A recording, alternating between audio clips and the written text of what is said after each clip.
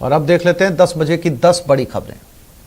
Shootout में मिले अहम दस्तावेज, भारत जोड़ो यात्रा की तैयारी, फैक्ट्री में आग का तांडव, पानी को लेकर संग्राम, खाकी पर लगा दाग, गांव में घुसा अजगर, रफ्तार का कहर, हवा में घुला जहर, दिखने लगा ठंड का असर, जयपुर को इंटरनेशनल मैच की सौगात। सीकर में राजू ठेहट हत्याकांड में इस वक्त की सबसे बड़ी खबर, सीकर पुलिस ने 2 बदमाशों को गिरफ्तार कर लिया है।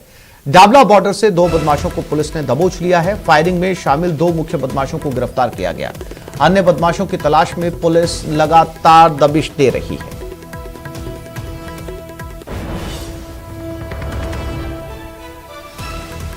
तो कल से सघन तलाशी अभियान जारी था पुलिस का। इस हत्याकांड के बाद से ही न केवल पूरे प्रदेश में, पूरे राजस्थान में, बल्कि राजस्थान से लगते हुए सीमावर्ती राज्यों में पुलिस ने गश्त और चौकसी दोनों बढ़ा दी थी। और इसी का नतीजा ये निकला कि जानकारी मिल रही है कि हरियाणा से 2 बदमाशों को पुलिस ने गिरफ्तार कर लिया है। बाकी 2 की तलाश भी जारी है।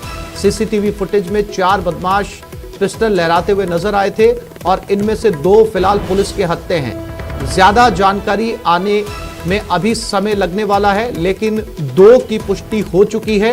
2 बदमाश पुलिस के हत्थे चढ़ चुके हैं हरियाणा में बबाला बॉर्डर के ऊपर। तो फिलहाल पुलिस की इसे एक बड़ी कामयाबी कहा जाएगा। 24 घंटे के भीतर भीतर पुलिस ने 2 बदमाशों को अपनी गिरफ्त में ले लिया है और 2 के बारे में भी पुलिस आश्वस्त है कि जल्दी उन्हें पकड़ लेगी।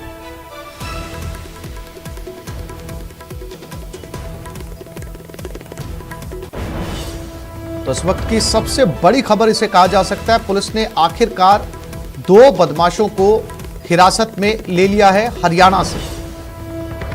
क्योंकि कल से ही पुलिस लगातार सभी हाईवेज के ऊपर चौकसी बढ़ा के लगातार बदमाशों का पीछा कर रही थी और इसी दौरान ये जानकारी मिली। सीकर से संदीप हुड्डा हमारे साथ जुड़ गए और विष्णु शर्मा हमारे साथ जयपुर से जुड़ गए हैं। सबसे पहले संदीप की तरफ रुख करते हैं। संदीप, क्या इस बात की सीकर एसपी ने पुष्टि कर दी है कि 2 बदमाश पुलिस के हत्थे चढ़ गए हैं? जी बिल्कुल, देखिए आसिफ, सबसे पहले तो मैं यही बताना चाहेंगे, सबसे बड़ी अपडेट इसमें ये है कि 2 जो फायरिंग करने वाले बदमाश थे उनको अभी थोड़ी देर पहले सीकर पुलिस की जो टीम है उसने जो नीमका थाना डाबला जो हरियाणा का बॉर्डर है वहां से 2 को अरेस्ट कर लिया है। और सीकर एसपी कुंवर राजदीप से हमारी अभी बात हुई थी तो उन्होंने इस बात की पुष्टि की है कि 2 जो मुख्य 5 लोग थे जिनमें से 4 फायरिंग करने गए थे, एक गाड़ी के अंदर दिखाई दे रहा था, उनमें से 2 को पकड़ा जा चुका है। और जो बाकी के जो बदमाश हैं उनकी भी उसी इलाके में फिलहाल लोकेशन पुलिस को मिल रही है, जिसको देखते हुए पूरे इलाके की घेराबंदी सीकर पुलिस, एसओजी, एटीएस और साथ में हरियाणा और झुंझुनू की जो पुलिस है उन्होंने कर रखी है। और प्रयास ये किए जा रहे हैं कि जो बाकी के जो लोग हैं वो भी वहां से नहीं निकल पाए। और रात भर जो सर्च ऑपरेशन चला उसी इलाके में, चूंकि कल दोपहर में जब से घटना हुई थी उसके बाद से लगातार यही कैश लगाए जा रहे थे कि कहीं ना कहीं जो हमारा जो बॉर्डर है नीमका थाना, पाटन, डाबला और खेतरी जो इलाका है, यहीं से जो बदमाश है वो हरियाणा में प्रवेश कर सकते हैं। तो वहीं पर जो लगातार पुलिस है वो घेराबंदी किए हुए थी और उसी में ये सफलता जो पुलिस को मिली है। जो 2 मुख्य जो बदमाश हैं उन दोनों को पकड़ा जा चुका है और अन्य की भी वहीं पर तलाश की जा रही है। तो बताया जा रहा है कि आज जो अगर वो इलाके से बाहर नहीं निकल पाए तो बहुत जल्दी ही जो अन्य है उनको भी पुलिस है वो अरेस्ट कर सकती है। जो दिन 2 को पकड़ा गया है उनसे नीमका थाना में फिलहाल पूछताछ की जा रही है। आईजी रेंज वहां पर मौजूद है, सीकर एसपी मौजूद है और एसओजी, एटीएस के जो अधिकारी हैं वो भी वहां पर मौजूद है, उनसे लगातार जो है वो बातचीत की जा रही है। और दूसरी तरफ एक अपडेट ये भी अभी मिल रही थी कि कुछ बड़े जो पुलिस अधिकारी हैं उनको सरकार ने सीकर के लिए रवाना किया है। तो ये आज की जो पुलिस की जो कार्रवाई है इसे काफी अहम माना जा रहा है। जी आसिफ। संदीप, जो 2 बदमाश पकड़े गए हैं हरियाणा बॉर्डर के ऊपर, उनके बारे में डिटेलिंग जानकारी क्या उन्हें सीकर लाया जा रहा है या फिर जो है उनके बारे में फिलहाल पुलिस जानकारी देने से बच रही है?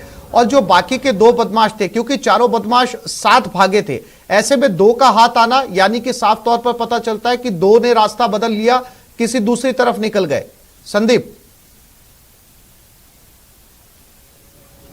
देखिए देखिए बिल्कुल जो दोनों पकड़े गए हैं उनके बारे में अभी बहुत ज्यादा डिटेल से तो हमारी बातचीत नहीं हो पाई, लेकिन जिस तरह से एसपी से बात हुई और उन्होंने जो बताया उसमें ये बताया गया है कि ये जो दोनों पकड़े गए हैं ये हरियाणा के नहीं है, ये राजस्थान के रहने वाले हैं। उनमें से जो 3 या 4 लोग हरियाणा के बताए जा रहे थे, बाकी यहाँ के बताए जाए। तो फिलहाल इतनी सी जानकारी जो पुलिस ने हमें दी है कि जो पकड़े गए हैं वो यहीं के रहने वाले हैं और उन्हीं से वहीं पे पूछताछ फिलहाल तो की जा रही है। सीकर लाने संबंधी अभी कोई जानकारी जो है वो पुलिस की ओर से नहीं दी गई सिर्फ, लेकिन आप ठीक कह रहे हैं कि जब 2 पकड़े गए हैं तो उनसे खूब सारी लीड जो है वो पुलिस को मिलेगी, कहां वो अलग हुए, किस तरह से वहां से निकले थे और उसके बाद किस इलाके में उनका मूवमेंट जो उसके बाद में रहा है। तो इससे काफी कुछ लीड मिलेगी और बहुत जल्दी अब जो बाकी हैं उनको भी पकड़ा जा सकेगा।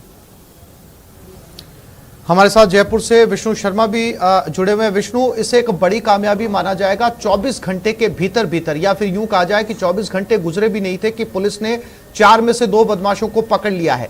क्या इनको लेकर अपडेट है? क्या पुलिस की चौकसी और जाब्ता काम आया, पुलिस की मुस्तैदी काम आई, लेकिन 2 अभी भी फरार हैं, पुलिस के हाथ खाली हैं, या फिर पुलिस जो है वो पूरी जानकारी नहीं दे रही है? सारी गिरफ्तारियों के बाद पुलिस जो है वो मीडिया से मुखातिब होगी। क्या, अगर मैं पूछूं विष्णु, अंदर की कोई जानकारी 2 जो अरेस्ट हुए उनके बारे में और जो 2 फरार हैं उनके बारे में?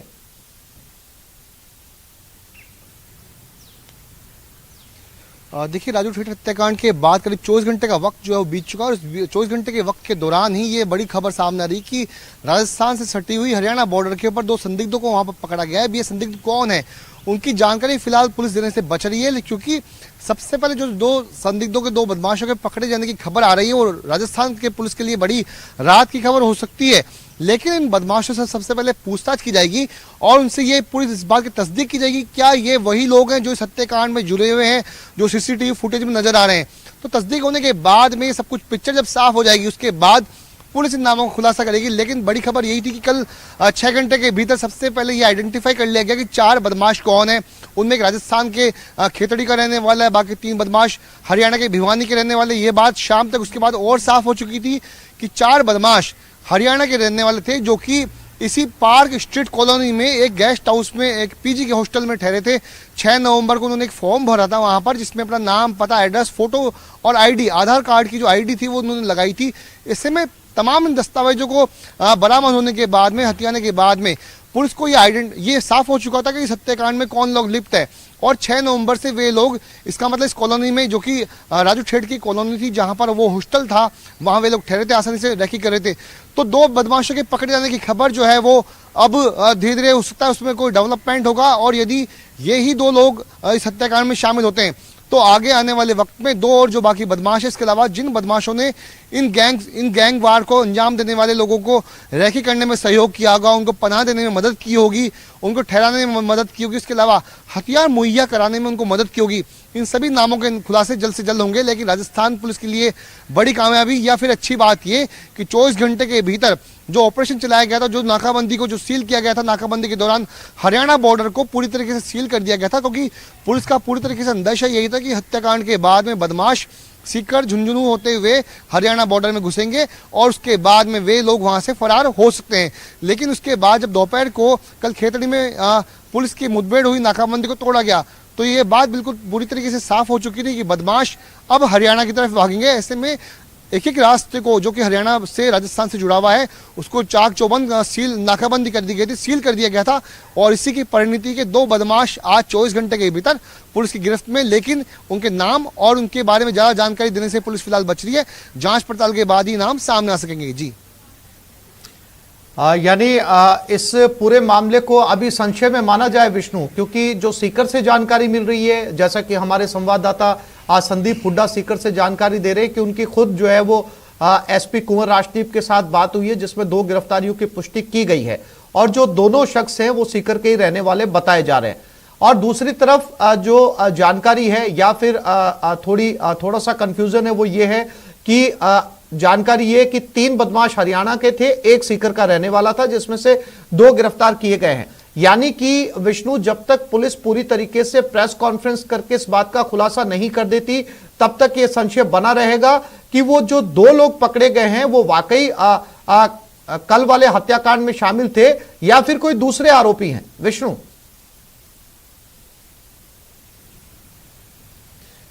देखिए, मैं इसी बात को कह रहा हूं कि जो सीकर के एसपी कुंवर राष्ट्रदीप सिंह ने जो पुष्टि की कि 2 बदमाशों की गिरफ्तारी की गई है, अब वो बदमाश क्या वही 4 शूटर में से शामिल 2 बदमाश हैं या फिर इस हत्याकांड में उनकी कुछ और भूमिका थी, ये कुछ देर के बाद पिक्चर साफ होगी, जबकि उनके नाम जो है पुलिस पुष्टि उनकी कर देगी। उसके बाद मीडिया को जो है ब्रीफिंग करके जानकारी दी जाएगी कि ये बदमाश वही 2 बदमाश है जो राजू स्टेट पे जिन्होंने कल ताबड़तोड़ गोलियां बरसाई थी, जो हत्याकांड में शामिल थे, और वो 2 बदमाश फुटेज में भी सामने आ रहे थे।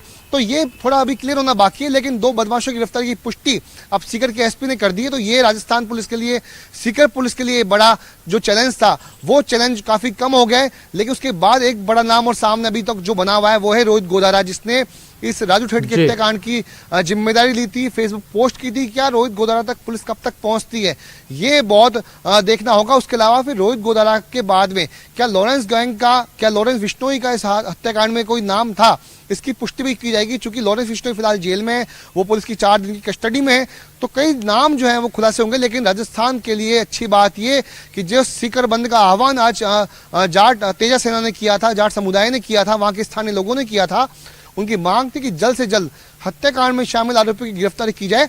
और पुलिस ने चाक चौबंद नाकाबंदी के जरिए इस चैलेंज को स्वीकार किया और 2 बदमाशों की गिरफ्तारी करने की पुष्टि जो है आज सीकर एसपी कर रहे हैं। लेकिन उनके नाम अभी आना बाकी है, क्योंकि जो 3 बदमाशों के फॉर्म पुलिस ने जब्त किए थे। मैं आपको बता दूं कि कल एक 3-4 फॉर्म दस्तावेज सीकर पुलिस के हाथ लगे थे, जो कि वहीं पार्क स्ट्रीट कॉलोनी में एक पीजी हॉस्टल के बताए जा रहे हैं। बदमाशों ने अपना नाम उनमें हिमांशु भरा था, एक और 2-3 नाम वहां पर भरे गए थे। उन नामों की पुष्टि क्या वे वही लोग हैं जो सीसीटीवी फुटेज में नजर आ रहे हैं? तो कई सवालों के जवाब भी खुलने की बाकी है। लेकिन अच्छी बात यह है कि 2 बदमाश पुलिस की गिरफ्त में आ चुके हैं और उनकी रोल क्या रहेगा, उनकी भूमिका क्या रहेगी, उसका खुलासा जल्द से जल्द पुलिस करेगी। जी, सीकर की तरफ रुख करते हैं। संदीप हमारे साथ लगातार बने हुए हैं। संदीप, आप बहुत सारे सवालों के जवाब आने बाकी हैं और जब तक पुलिस सामने आकर इस मामले पर प्रेस कॉन्फ्रेंस नहीं करती या संपूर्ण जानकारी नहीं देती, तब तक कई तरह के संशय बने रहेंगे। लेकिन इसी दौरान अगर एक बार फिर से कल की वारदात की बात करें संदीप, तो एक ऐसा शख्स, एक बेगुनाह शख्स जो अपनी बच्ची से मिलने के लिए वहां पर पहुंचा हुआ था और उसकी भी मौत जो है वो संदीप इस दौरान हो गई थी। उनके भी घर वाले जो है वो प्रदर्शन पर हैं और राजू ठेठ के घर वाले भी जो है वो प्रदर्शन कर रहे हैं। सीकर बंद का आज दूसरा दिन है। क्या कुछ परिवार वालों के पास में जानकारी है? क्या राजू ठेठ के परिवार वालों की पुलिस के साथ बातचीत हुई? उन्हें किसी तरह की जानकारी सीकर पुलिस ने दी है?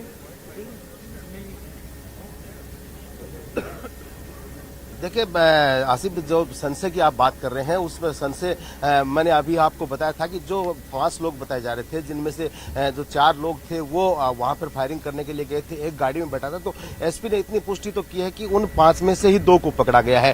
तो जाहिर तौर पर ये तो साफ हो ही चुका है कि वो जो ये जो 2 लोग हैं ये वारदात में शामिल हैं, ये फायरिंग करने में शामिल हैं और इनको जो है वो पकड़ लिया गया है। और जहां तक परिवार और धरने की बात है आसिफ, तो कल जब ये घटना हुई थी उसके बाद से ये घोषणा कर दी गई थी कि जब तक अरेस्ट नहीं होंगे तब तक जो डेड बॉडी नहीं उठाई जाएगी, जब तक जो उनके जो दूसरा व्यक्ति जिस ताराचंद की जो डेथ हुई थी उसमें मुआवजा नहीं मिलेगा, सरकारी नौकरी की घोषणा नहीं होगी, तब तक जो है वो डेड बॉडी नहीं उठाई जाएगी। और दोनों के ही परिजन रात भर से यहाँ पर धरने पर थे। बड़ी संख्या में समाज के लोग यहाँ पर जो रात को धरने पर थे और अब सुबह से आप देख सकते हैं हमारे पीछे जो धरना है वो चल रहा है। जो मोर्चरी के बाहर जो लोग हैं वो मौजूद हैं और डिमांड यही की जा रही थी कि जो मुलजिम है उनको पकड़ा जाए और जो दूसरे जो घोषणाएं जो प्रशासन है वो जल्द से जल्द करे। तो अब देखने वाली बात ये होगी, चूंकि 2 को पकड़ा जा चुका है, 2 की गिरफ्तारी हो चुकी है, लेकिन अब आगे की क्या रणनीति रहती है इसको लेकर के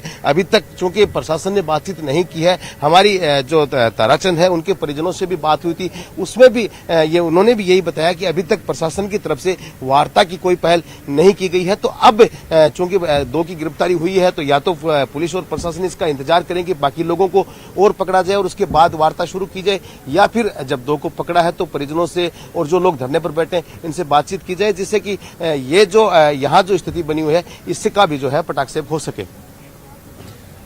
और सबसे महत्वपूर्ण सवाल इसमें यह भी है संदीप कि जो शख्स नागौर का रहने वाला था, अपनी बच्ची से मिलने के लिए सीकर पहुंचा था कोचिंग के अंदर, वो भी इस समय धरने प्रदर्शन पे, उनके साथ भी किसी सरकारी नुमाइंदे ने या प्रशासन की तरफ से कोई बातचीत नहीं की गई?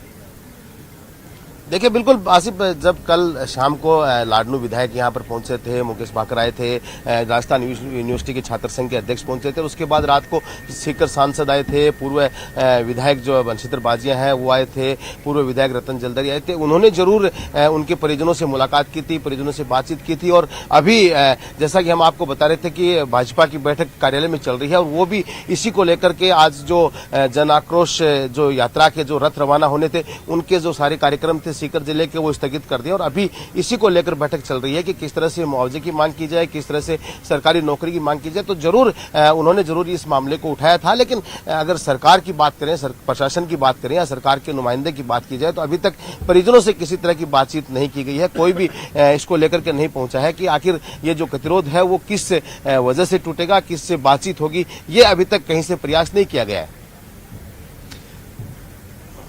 संदीप, पुलिस ने इन चारों आरोपियों के कागजात भी जुटाए। बताया जा रहा है कि एक हॉस्टल में रह रहे थे, अपनी आईडी तक जमा कराई थी और पुलिस ने वो आईडी जो है वो बहुत जल्द बरामद की। इनकी पूरी डिटेलिंग निकाली गई कि कब से ये लोग सीकर में थे, कब से रेकी की जा रही थी, किस हॉस्टल में संदीप ये लोग रुके थे। और अगर ये 2 महीने से किसी हॉस्टल में रुके हुए हैं तो और भी बहुत सारे 1 महीने पहले के सीसीटीवी फुटेज जो है वो पुलिस के हाथ लगे होंगे। बहुत आसान रही होगी इनकी शिनाख्त करना, संदीप। देखिए बिल्कुल आसिफ, यही एक जो सबसे बड़ा जो आधार था वो बना और सबसे जो मुख्य जो जांच में पुलिस को जो क्लू मिला वो यही मिला कि सीसीटीवी फुटेज मिले थे। उसके बाद ये सामने आया कि ये जो लड़के हैं यहीं पास में हॉस्टल में रहे थे, वहां से इनके कागजात मिले, इनके फॉर्म मिले। तो जब घटना है उसके 2-3 घंटे में ये आइडेंटिफाई हो गया कि ये लोग कौन है और यहीं से सबसे अहम जो सुराग पुलिस को मिले। और दूसरी तरफ जो भागने का जो मूवमेंट था, जो सीसीटीवी से लगातार जो जानकारी मिल रही थी कि ये इधर जो नीमका थाना और पाटन डाबला इलाके में इस साइड में गए हैं, तो वहां की घेराबंदी कर ली गई और नाम और वो होने की वजह से बहुत ज्यादा जानकारी पुलिस को मिल गई थी। आइडेंटिफाई होना ही सबसे अहम जो इसमें सुराग था वो था। तो खासतौर पर जो हॉस्टल के कागजात थे वो मिल गए थे और सीसीटीवी फुटेज थे। इनकी वजह से जो है वो अभी 24 घंटे के अंदर ही जो है 2 को धरा गया है। विष्णु, अब बड़ी चुनौती सीकर पुलिस के सामने। हालांकि इस चुनौती के अंदर न केवल दूसरे राज्यों की पुलिस भी जो है वो राजस्थान पुलिस का साथ दे रही है, बल्कि जो है वो तमाम कहा जाए पीएचक्यू भी जो है वो सीकर पुलिस के साथ खड़ा है। अगर 2 अभियुक्त गिरफ्तार कर लिए गए हैं, 2 आरोपी अगर पुलिस के हत्थे चढ़ चुके हैं, तो अभी 2 आरोपियों का और सुराग लगना बाकी है। यानी कि पुलिस लगभग आरोपियों तक पहुंच चुकी है। तो आज का दिन बहुत महत्वपूर्ण माना जा सकता है विष्णु, सीकर पुलिस के लिए।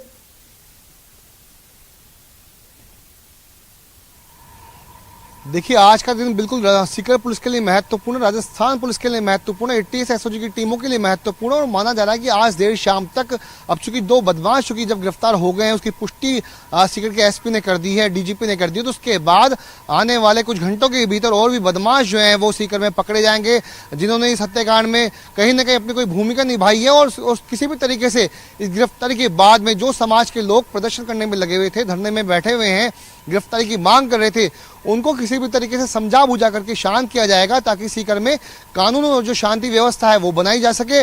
लेकिन आगे आने वाले वक्त में भी सीकर के लिए और राजस्थान पुलिस के लिए एक बड़ी चुनौती ये है कि ये गैंगवार को किस तरह से पुलिस रोकने में कामयाब होती है। चूंकि राजू ठेठ का बदला जो है, मौत का बदला लेने के लिए कोई गैंग एक्टिव नहीं होगी, उसके गुर्गे एक्टिव नहीं होंगे, ये कहना भी फिलहाल जल्दबाजी होगा। लेकिन आने वाले वक्त में कुछ और गैंगवार राजस्थान में देखी जा सकती है। लेकिन पुलिस के लिए चैलेंज होगा कि किस तरीके से हत्यारों की तस्करी को पुलिस रोकने में कामयाब होती है, इस गैंगवार को रोकने में कामयाब होती है। तो फिलहाल 2 आरोपी गिरफ्त में हैं और बाकी जो 2 आरोपी हैं उसके अलावा जो रैकी करने में जिन्होंने राजू ठेठ की भूमिका अदा की थी, और भी कई जो रैकी करने में जिन लोगों ने अपना सहयोग किया था, उनको आरोपियों को ठहराने का काम किया था, वे सभी जल्द से जल्द कुछ घंटों के भीतर आरोपी अब सीकर पुलिस की गिरफ्त में होंगे और सीकर पुलिस राहत की सांस लेगी। जी विष्णु, कल जो इस हत्याकांड के बाद में कल जो फेसबुक पोस्ट वायरल हुई थी जिसमें लॉरेंस ग्रुप की तरफ से ये जिम्मेदारी ली गई थी, उस पोस्ट को लेकर पुलिस ने बहुत ज्यादा जानकारी दी नहीं है,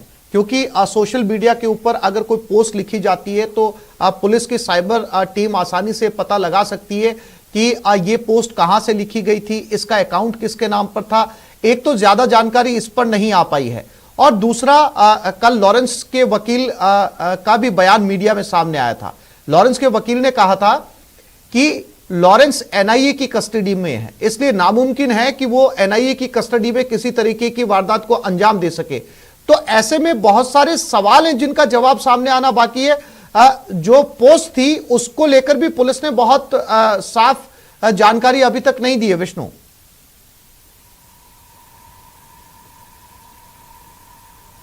देखिए, मैं आपको एक बात साफ कर दूं कि कल हमारे जो पुलिस के उच्च अधिकारियों से हमारी बातचीत हुई थी, उसके अंदर 4 आरोपियों की जो पहचान करने की बात हुई थी और 5वें आरोपी की जो बात कही जा रही थी कि 5वें आरोपी की पहचान नहीं हो सकी है।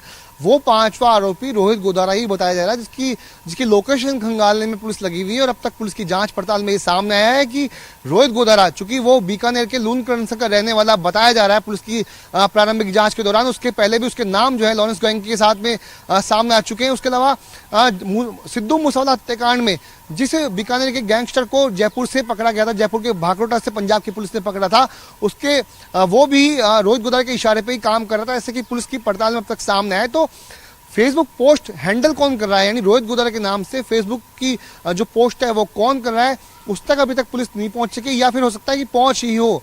तो उन लोगों ने अभी तक ये जो है जानकारी नहीं दी है। लेकिन रोहित गोदारा की अभी तक लोकेशन सीकर में यानी बीकानेर है उसके बाहर बताई जा रही है। हमारी कल पुलिस के उच्च अधिकारियों से बातचीत हुई। रोहित गोदारा भी राजस्थान पुलिस के टारगेट पर, जल्द से जल्द पुलिस उसको पकड़ने का प्रयास करेगी, क्योंकि राजू ठेठ के हत्याकांड का जिम्मा सबसे पहले रोहित गोदारा की फेसबुक पोस्ट के जरिए किया गया था। लेकिन साइबर सेल ने अभी तक साफ नहीं किया है कि इस रोहित गोदारा के नाम से चल रही फेसबुक पोस्ट को कौन हैंडल कर रहा है, क्योंकि ऐसे कई बार पहले भी सामने आया कि आनंद पाल के नाम से भी फेसबुक पोस्ट हुआ करती थी, लेकिन बाद में सामने आया कुछ और लोग उस नाम को यूज कर रहे हैं और फेसबुक के अकाउंट को संभाल रहे हैं। तो राजस्थान पुलिस के लिए बड़ी चुनौती रोहित गोदारा को पकड़ने की होगी। दूसरी बात, जो सामने आ रही गैंगवार, तो गैंगवार में कई लोग और भी जो है वो सामने आएंगे। उसके अलावा जो रोहित गोदारा है, उसके अलावा लॉरेंस बिश्नोई की जो बात की जा रही है, उनके वकील के जो बयान सामने है, तो मैं आपको बता दूं कि रोहित गोदारा ने उसमें मेंशन ये किया है, जो फेसबुक पोस्ट की गई थी उसमें खुद को लॉरेंस गैंग बिश्नोई से जुड़ा होना बताया है। यानी उसने ये नहीं कहा कि लॉरेंस के इशारे पर इस हत्याकांड को अंजाम दिया गया। रोहित गोदारा फेसबुक पोस्ट जो कथित जो यहाँ जयपुर से 2 बड़े अधिकारियों को मॉनिटरिंग और अनुसंधान के लिए सीकर भेजा गया है। डीजीपी ने साफ तौर पर आदेश दिए हैं और इसमें एडीजी क्राइम रवि प्रकाश मेहरा हैं और डीआईजी अतिरिक्त पुलिस कमिश्नर अजयपाल लांबा भी शामिल है। यानी इस बड़े कद के 2 पुलिस अधिकारी सीकर के लिए रवाना हुए हैं। यानी बहुत पुलिस इस पूरे घटनाक्रम को लेकर, हत्याकांड को लेकर संजीदा है और जहां तक उम्मीद की जानी चाहिए दोपहर तक या शाम तक इस पूरे वारदात का पटाक्षेप हो सकता है। क्या मायने समझे जाए विष्णु इन दोनों बड़े पुलिस अधिकारियों के सीकर पहुंचने के?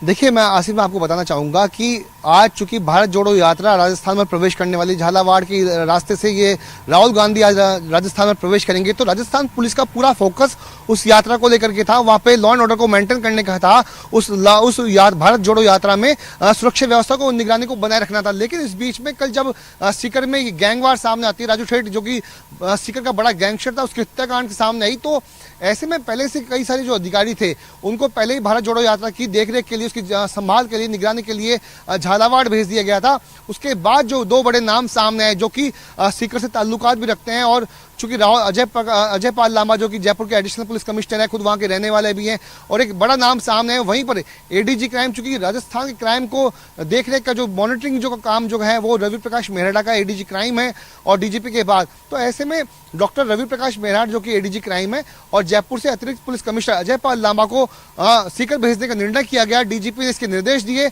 और डीजीपी उमेश मिश्रा के निर्देशों के बाद में दोनों सीनियर अफसरों को आज सीकर भेजा गया ताकि वहां पर बातचीत भी की जा सके और प्रशासन की तरफ से जो 2 बड़े अधिकारी हैं वे भी भाई प्रशासन, जो लोग वहां धरने पर बैठे हैं उनकी मांग थी कि प्रशासन के बड़े अधिकारी सामने आए, इसलिए एडीजी स्तर के अधिकारी को, एडीजी क्राइम को, रवि प्रकाश मेहरा को और और अजयपाल लांबा जो कि एडिशनल पुलिस कमिश्नर है, उनको सीकर भेजने का निर्णय किया गया और वे इस वक्त सीकर में मौजूद हैं जहां पर लोग धरने में बैठे हुए हैं। उनसे वे बातचीत करेंगे। उसके अलावा सीकर पुलिस को अनुसंधान में मदद करेंगे, सहयोग करेंगे, और जो भी कुछ बड़ी जो हरियाणा पुलिस से कोई संपर्क करने की यदि बात होगी तो एडीजी क्राइम स्तर के अधिकारी जो है इस संपर्क करने के काम को आगे बढ़ाएंगे। जी विष्णु, आपने बताया कि रोहित गोदारा की भी तलाश शुरू है, यानी 5वां आरोपी जो है वो पुलिस रोहित गोदारा को मानकर चल रही है।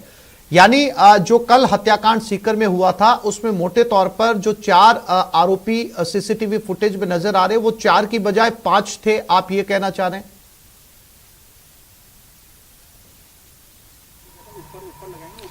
देखिए, पुलिस मुख्यालय की ओर से दोपहर को एक बयान सामने आया था जिसमें कहा गया कि डीजीपी उमेश मिश्रा का कहना है कि 4 बदमाशों की पहचान कर ली गई है। उसके अलावा 5वां जो आरोपी है उसकी पहचान नहीं हो पाई है, पुलिस उसको पुष्टि करने में उसकी जुटी हुई है। तो ऐसे में जब रात को हमारे कुछ अधिकारियों से बातचीत हुई तब सामने आया कि 4 आरोपियों को जिनको आइडेंटिफाई कर लिया है उनमें से एक राजस्थान सीकर का है, उसके अलावा 3 जो है हरियाणा के हैं। और उसकी वजह भी ये सामने आई थी कि जब पुलिस ने सुबह 10 बजे राजू ठेठ के हत्याकांड के बाद में पड़ताल शुरू की और जो सीसीटीवी फुटेज सामने आए जिसमें 2 हत्यारे एक कोचिंग की ड्रेस यूनिफॉर्म पहने हुए थे, ऐसे में पुलिस का शक हुआ कि कहीं ना कहीं बदमाशों ने रैकी की गई। और जिस तरह से उनके पास यूनिफॉर्म थी उससे ये साफ हुआ कहीं ना कहीं बदमाशों ने इस कोचिंग में भी एडमिशन लेने की कोशिश की होगी। तब वहां आसपास के इलाके में कॉम्बिंग ऑपरेशन चलाया गया, वहां पर जो भी हॉस्टल्स थे उनमें पड़ताल शुरू हुई, तलाशी शुरू हुई। तब जाके सामने आया कि पार्क स्ट्रीट कॉलोनी जो कि वहां की है, रॉयल स्ट्रीट कॉलोनी जो वहां पर है, जो कि सीएलसी स्ट्रीट कहलाती है, वहीं पर एक हॉस्टल में 4 बदमाश वहां पे रुके थे। उनकी फोटो आईडी लगाई गई थी, आधार कार्ड लगाया गया था। हिमांशु एक का नाम बताया जा रहा है, एक का नाम जतिन बताया जा रहा है और एक नाबालिग उसमें शामिल है। इन सभी ने वहां पर खुद को JEE 11th क्लास की कोचिंग करने का बताया। खुद की डेट ऑफ बर्थ उसमें लिखते हैं, अपने माँ बाप का नाम लिखते हैं, अपने गांव हरियाणा में भिवानी और अपने गांव का नाम वो मेंशन करते हैं। ऐसे में पुलिस को साफ हो गया कि 3 बदमाश रैकी करने की योजना से, यानी बहुत प्लानिंग के साथ में, बहुत अच्छी प्लानिंग के साथ में राजू ठेठ की हत्या का निर्णय किया गया, उसकी साजिश रची गई और उसके लिए 3 बदमाशों को वहीं पर एक पीजी हॉस्टल में ठहराया गया जो कि करनी पीजी हॉस्टल, उसको नाम बताया जा रहा है। अब तक की जानकारी में यही सामने है। तो इन बदमाशों ने बहुत प्लानिंग के साथ में पहले हॉस्टल में रुके, अपने को स्टूडेंट बताया और रोहित जो राजू ठेठ थे उसके पास भी कल वो लोग स्टूडेंट बनकर ही पहुंचते हैं। राजू ठेठ को बिल्कुल भी अंदाजा नहीं था कि ये जो स्टूडेंट बनकर उसके पास में जो लोग सेल्फी खिंचवा रहे हैं, जो उससे बातचीत कर रहे हैं, जो उसके पैर छू रहे हैं, कुछ सेकंड्स के बाद में वही 3 बदमाश, 4 बदमाश उसकी हत्या कर डालेंगे। विष्णु और संदीप नजर बनाए रखिएगा, अपडेट आपसे समय समय पर लेते रहेंगे। फिलहाल आप दोनों साथियों का बहुत शुक्रिया तमाम जानकारी देने के लिए। आगे बढ़ते हैं। आज का दिन सीकर में काफी अहम है। राजू ठेठ और ताराचंद कड़वासरा मर्डर केस में रात भर मोर्चरी के बाहर डटे रहे दोनों के परिजन। अभी तक प्रशासन ने किसी से कोई बातचीत नहीं की है। विभिन्न संगठनों ने सीकर बंद का आह्वान किया है। बीजेपी ने भी जन आक्रोश यात्रा को स्थगित कर दिया है। बीजेपी कार्यालय पर कार्यकर्ताओं के साथ रणनीति तैयार की जा रही है। ताराचंद के परिवार को मुआवजा, नौकरी की मांग की जा रही है। हत्याकांड के बदमाशों का अभी तक कोई सुराग नहीं लगा है। आपको बता दें कि सीकर में आज दूसरे दिन भी बाजार बंद है। मामले में बदमाशों की गिरफ्तारी की मांग को लेकर अस्पताल मोर्चरी के बाहर परिजनों का धरना प्रदर्शन चल रहा है। इसके साथ साथ ताराचंद के परिवार के लिए मुआवजे की मांग भी की जा रही है। ताराचंद के परिवार के एक सदस्य को सरकारी नौकरी और 50 लाख के मुआवजा देने की मांग की जा रही है। वहीं इस मामले को लेकर बीजेपी ने आज जन आक्रोश यात्रा के कार्यक्रम स्थगित कर दिए हैं। इसके लिए कार्यकर्ताओं की बैठक बुलाई गई है जिसमें ताराचंद के परिवार को मुआवजा देने की और सरकारी नौकरी देने की मांग की जाएगी। फिलहाल मामले में अभी तक बदमाशों का सुराग नहीं लगा है, हालांकि पुलिस की टीम उनके पीछे लगी हुई है।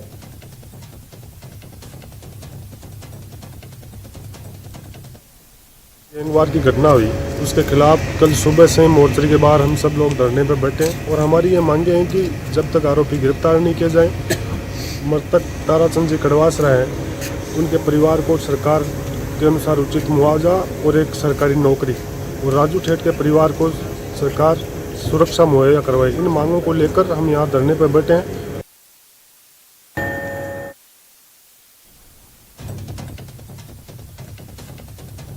तो सरकारी नौकरी और 50 लाख के मुआवजे की मांग, क्योंकि कल एक बेगुनाह भी इस शूटआउट में मारा गया था।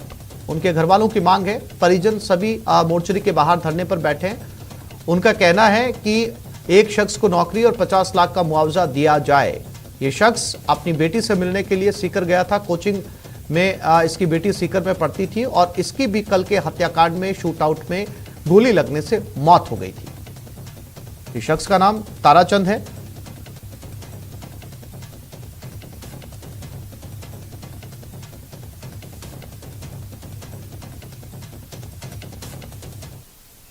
एक छोटे से ब्रेक के लिए रुक रहे हैं, जल्द लौटेंगे।